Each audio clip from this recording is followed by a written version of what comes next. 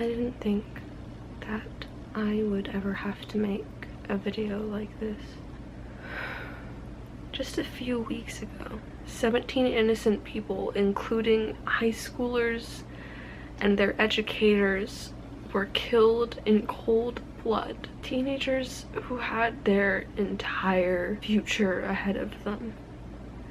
They probably were getting accepted into college, getting scholarships. They had so much of their life ahead of them, but it was cut short by a lunatic with a war weapon. Just a week later, at my school, we wore the colors of their school to remember them and to honor them. And on that very day, the fire alarm was pulled and we all feared for our lives, because that's just how this tragedy started. This image was circulating of a boy holding an AR-15 saying that if you go to insert school name here, which is the name of our high school, don't go to school.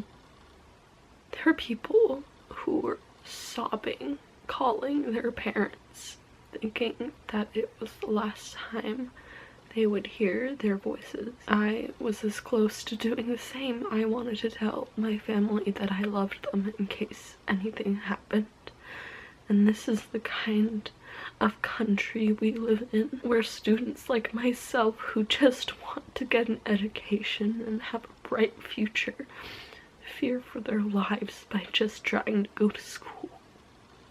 It isn't fair. I'm not the most politically informed person, but it isn't fair that people who aren't even affected by such an issue get to dictate what is done about this, that they're allowing people who should not be having guns to have guns, and lethal weapons at that. In what instance would you need a weapon used in war as a civilian? And why are we allowing people with histories of mental illness to have access to these war weapons? I'm sick and tired of hearing the excuse we have an amendment to protect our right to bear arms. That was made in a time where muskets were used. Muskets couldn't kill 17 people all at once. They couldn't fire nearly as many rounds. And it wasn't an act of self-defense. It was murder. It was a massacre. This isn't the first time something like this happened, and it certainly won't be the last if we continue to allow these things to happen. And nobody is saying that we're gonna take away every gun. We all went to 7th grade social studies class. We know how the prohibition worked, and it didn't. Taking away guns won't stop people from getting guns. But that being said, we can stop allowing people to legally purchase guns who aren't competent enough to handle them with care. Not fair that these students' lives were cut short. Say it as much as you want. You want to protect the amendment for the right to bear arms. Say it as much as you want. But we need to protect the natural rights of being a human. Life, liberty, and the pursuit of happiness. Why is it that when it comes to children, you see them as less than human and suddenly they are not deserving of that? Because all of those were taken away from them just because you wanted to keep around this war weapon and the ability to get such war weapons without some sort of background check. This is unacceptable. America is supposed to be a place that's full of hope and opportunity, and we cannot have that. We are allowing our kids to get killed. So I urge you, anybody out there who is with me on this, who thinks that this isn't fair, that children are getting killed because of some legislator's selfishness, then stand with me and with everybody else and protest against the current gun laws. On March 14th, we will be marching out of school for 17 minutes, 1 minute for each life that was taken in the Parkland shooting. And I urge you to do the same if possible. And I know several people who aren't doing it just because they're afraid of the repercussions, afraid of the consequences. And that's the thing about protests. You have to be willing to lose something to gain something. And if you think that an extra 17 minutes on a test or for a project is that much more important than your life and the lives of all of your peers, you are selfish. If this video isn't out by then I urge you to be part of the walkout in April. You can look up some of the details. We as students and as youths and as the future of the United States of America, we don't really have a voice in the government whatsoever. Doesn't matter how many petitions we sign.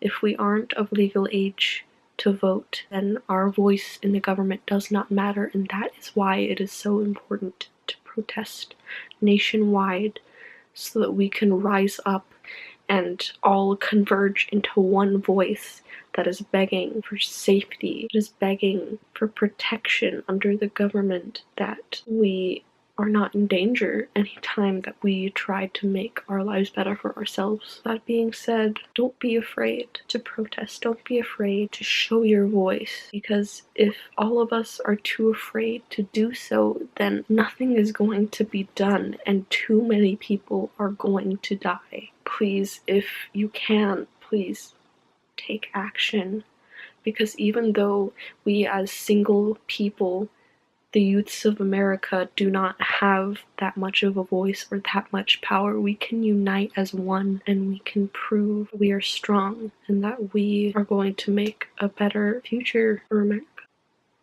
Change won't happen overnight. That's why we have to fight.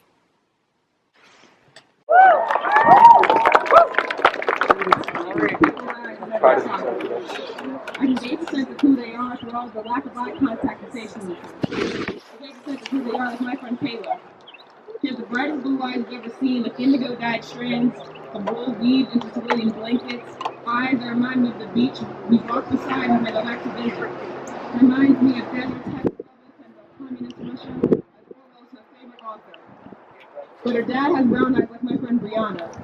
Her eyes are framed by faded purple bangs. In sunlight, her eyes light up, and you can see all of the swirls. They make them look like a latte art. Her eyes light up, twinkle like stage lights when she talks about the play she's going to be in April. That was my friend Taylor, who has a twin brother named Thomas, and they share the same hazel eyes. Hazel eyes are shared with the mother. Hazel eyes only ship you in father to make the place they're trying to communicate in Morse code. I look in the eyes of the parking lot.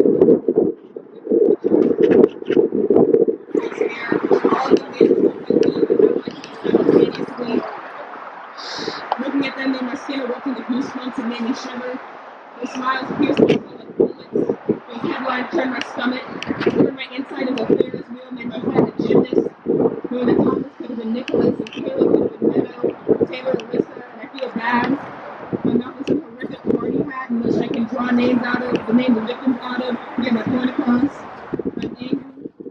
The kids who look like me and my friends are killed by someone who looks like them are scared.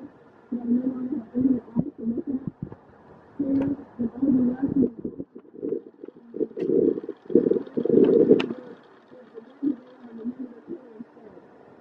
Remember the